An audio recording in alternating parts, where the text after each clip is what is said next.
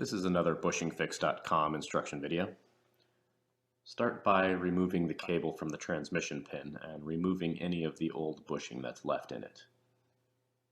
Once it's clean, you'll take the bushing and set it into place and set the installation driver on top of it, and you should be able to squeeze it in by hand.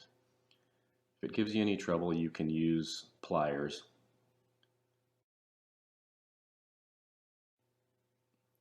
After that, use the included pack of silicone lubricant and apply it to the transmission pin.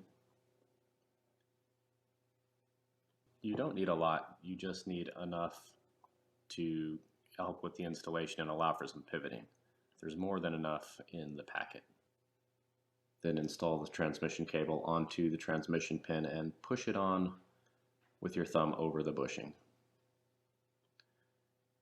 And again, if it gives you any trouble, you can use a pair of slip joint pliers to gently squeeze it on.